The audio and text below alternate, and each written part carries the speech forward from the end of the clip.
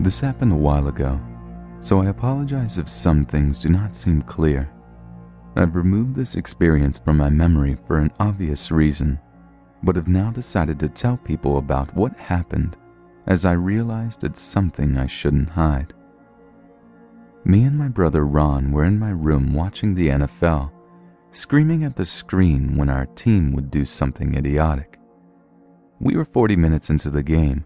The cornerbacks were messing around, and out of frustration, Ron slammed his fist into the remote, turning off the television by accident. I said, "What the fuck?" and turned the TV back on. As the screen loaded back up, we heard fast-paced footsteps downstairs. Ron and I quickly turned our heads to the bedroom door. I turned down the volume to hear the noises clearer.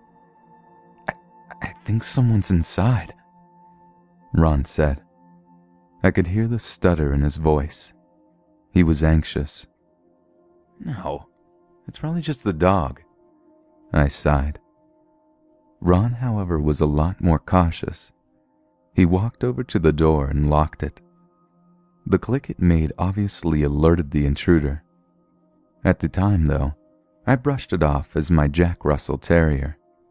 We heard even more footsteps. Ron whispered, "That's not a dog." Ron, being nervous, put me on edge, so I agreed with him and turned off the bedroom lights. Ron ran around the room trying to find some sort of object that we could use as a weapon. I sat next to the door with my ear placed on our wall. They were thin, so if there was anyone inside the house, I would hear it. Nothing happened. It was just dead silence with our heavy breathing. "Take a look," Ron said. He had his phone turned on just in case we needed to phone 911. I lay on my chest and looked through the gap under the bedroom door. I saw blackness, but I could see faded boots down the upstairs hall.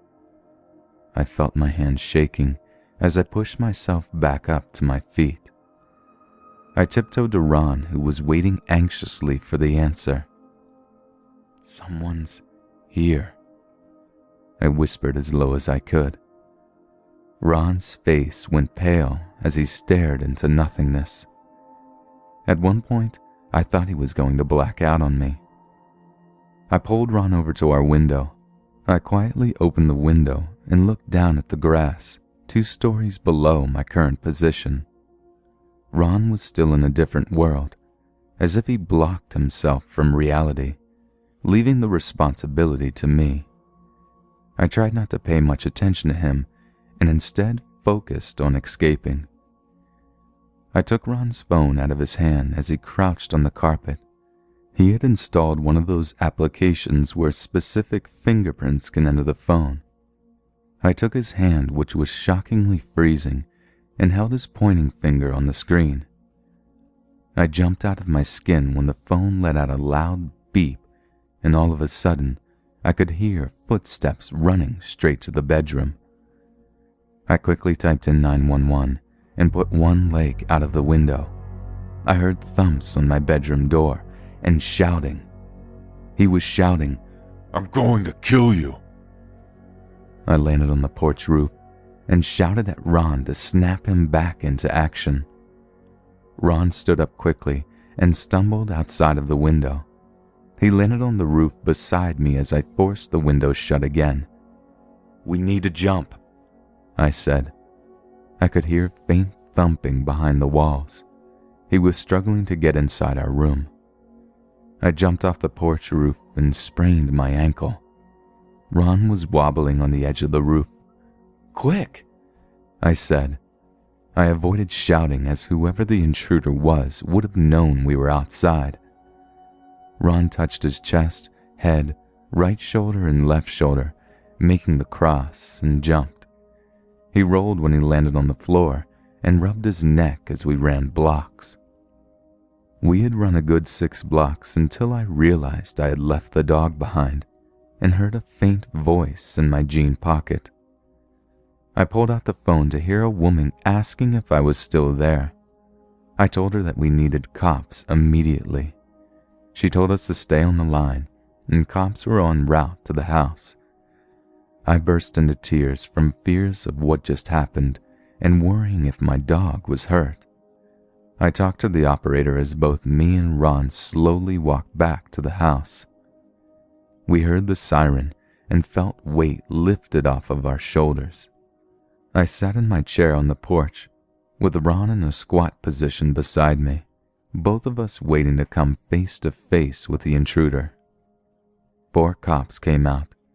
There was no man, but one of them was holding Lewis. Lewis was my dog. I stood up and held Lewis, kissing his head and patting his back. I sat back down in the chair and placed him on my lap, still hugging him and apologizing for leaving him behind. The cops explained that there was nobody inside, and there was nothing stolen either. In fact, they explained there was nothing there that would have proven someone invaded our property. And they never found him, but I can assure you I haven't had one good night's sleep since. Every night I lock my door and keep my dog with me in my room.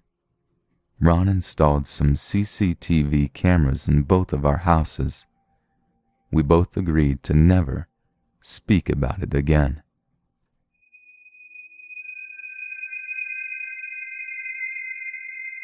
When my dad was 16, he lived in a small farmhouse in the middle of a rural forest area somewhere on the west side of Washington State. It was late at night, and he was watching TV in his basement when he heard the animals in the pens outside begin to whine and make frightened noises. My dad went up to the first floor and looked out the window. He didn't see anything abnormal, just the animals, frightened. He figured it was the rain because of the past few hours it had been coming down pretty hard. As he was about to turn away, however, he saw something that made him freeze. A man had popped up from a crouching position among the sheep and was now staring directly at my dad. They both met eyes for a few seconds before the man darted off in the surrounding forest. My father was filled with fear and worry. He wanted to wake his parents, but they probably wouldn't believe him and tell him to go to sleep because he was imagining things. My dad went back to his TV show in the basement, but not long after, he heard scratching on the outside of the first floor walls. At first he let it go and assumed it was a mouse or small animal, but it wouldn't cease, and he began to get worried. There was more scratching and even more tapping, but then suddenly he heard the shattering of glass breaking.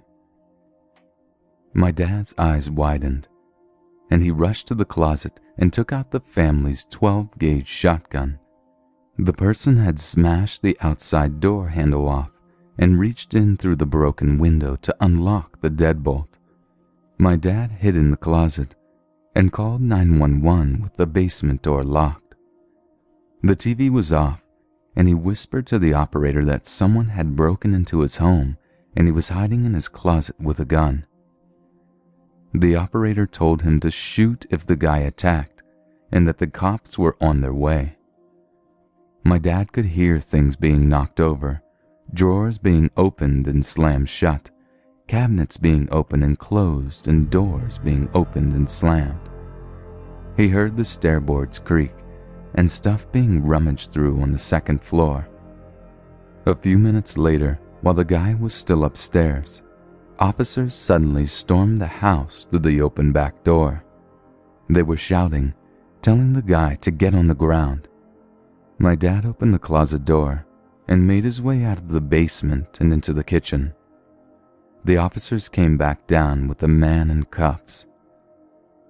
They asked my dad questions about what had happened, if he was hurt, and other stuff the police would need to know. A few glass plates and cups were the only things broken, and besides that, the house was only in mild disarray. My father was tearfully embraced by my grandparents, as they had feared the worst. From that point on, renovations were completed to remove all windows near the entrance to the home.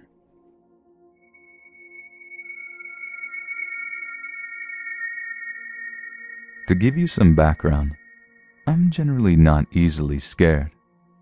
I like to stretch my mind and see how far I can go. Zombie nightmares? No problem. Scary movies? I've watched them all. I did notice, however, that there's one thing that keeps repeating in my dreams. I'm terrified of home invasions.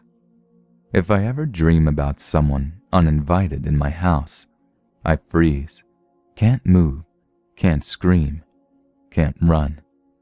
So I've been doing some thinking as to why that may be, and I figured out why. As a child, I lived in a fairly well-off town in Israel, right on the edge of it, that was separated from a not-so-well-off city by a large field. When I was about 5 or 6, I would sleep in my room with the door open so that I could see into my parents' room across the hall since it made me feel safer. There would be this thing, though. I would wake up in the middle of the night for no particular reason and just stare at the doorway. Then after a few seconds, I would see a silhouette of a person passing by, sometimes pausing at the doorway for a brief second before continuing. It scared the shit out of me, and I would force myself to cry so that my parents would come and check on me. They never found anything and attributed it to bad dreams. This probably happened 4 to 5 times. About a year later, my parents woke up one day to find the drawers in my dad's desk completely out and empty.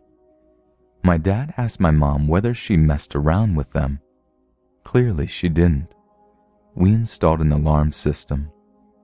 Honestly, with the alarm system, it was worse.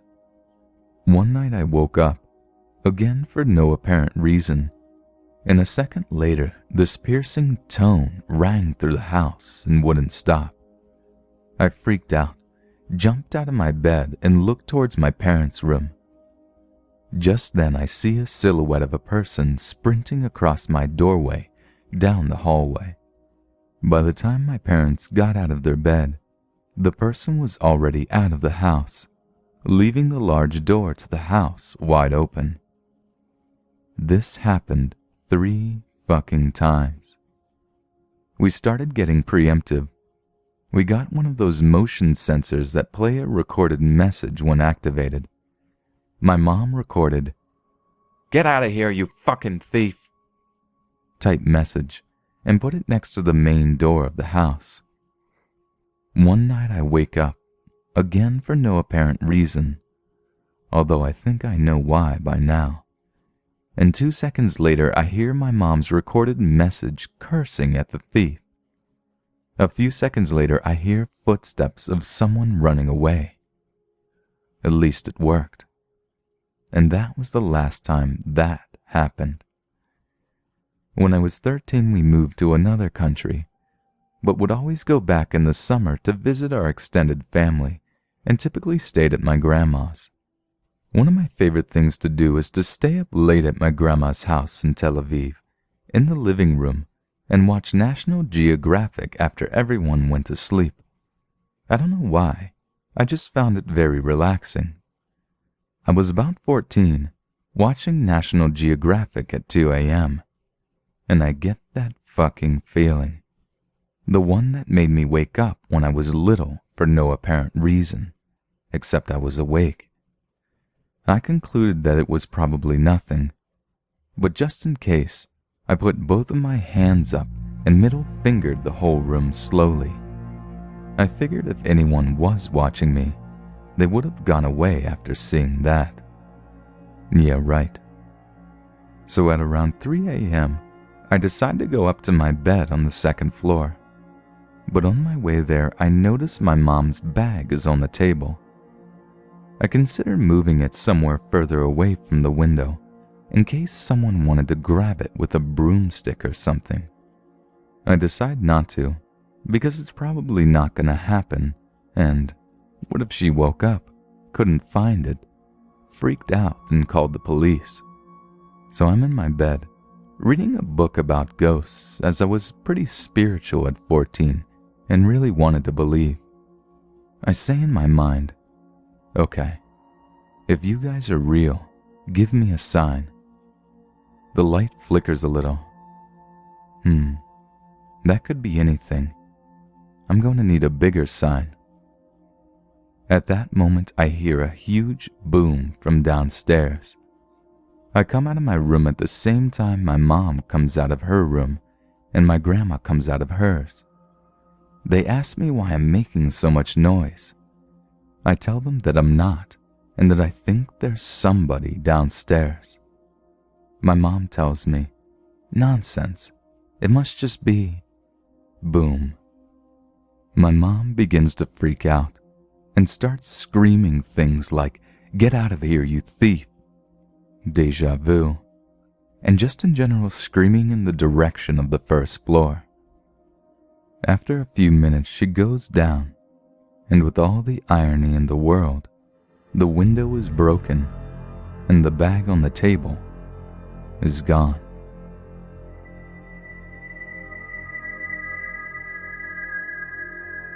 This happened in the mid-90s. I attended a Catholic school as a child, as did my friend Taylor, and we were always given the Monday after Easter off of school. As every weekend, I had opted to spend the night at Taylor's house, this time on Sunday night since we didn't have school the next day. We were 9 years old and in the 4th grade, and we lived in a town that literally this past year was rated the 5th safest town in our state. Our parents had no problems with us being home alone on a Monday. Taylor lived on what I would call an in-town farm, being it was a farm with horses and fields and whatnot, but was right on the edge of town, about a 2-mile drive from the center of our small town. Taylor and I were sleeping in her upstairs bedroom when we were both awakened at about 7:30 a.m. by what was the unmistakable sound of someone kicking in a door downstairs. Her tiny terrier dog Chance ran down and was barking like crazy, and then the banging stopped, and we heard Chance yelp loudly from being kicked or hit. At this point, we were terrified and silent, and Taylor finally whispered if we should call her mom, and I urged her to call 911. While she described to the operator what was happening, we could hear the person walking around downstairs, back and forth, I assume carrying things out of the house. The operator had us quietly get out of the bed, and we went into the closet. I remember sitting there with her on the floor and just praying the police would get there soon. I also remember thinking maybe we should climb out onto the roof of the farmhouse like we often did through her window. The level of fear in my body was something I will never forget and is indescribable. Luckily, in what felt like an eternity, but turned out was less than 5 minutes later, we heard the police pulling up and the cops screaming at someone. After several more minutes, the operator told us it was okay to go downstairs. I'm not sure what loss of communication there was, but when we walked down the stairs and around the corner into the kitchen, 5 cops stood there with their weapons pointed at us. When they saw it was us, they took us into the living room and calmed us down and started with all the questions. In the end, it ended up being one of the laborers who worked for the pool company who was installing a pool who robbed the home. That is how he knew what time Taylor and her family were normally gone from the home. According to the police, he was very remorseful when they told him there were children in the home. I really wish he knew that my entire life I have still lived in fear of home invaders, and when I am home alone with my children now, if my husband is out of town for work, I lay awake or freak out at the slightest sounds. We have also installed a security system for my ease of mind. While writing this entry, I thought to myself to check the court records about the man whose name is still tattooed in my memory. Turns out since that home invasion, he has a laundry list of other charges as recently as 2013 for burglary, assault, battery, and meth. This doesn't help me feel any better about what could have happened to Taylor and myself had he found us there, alone.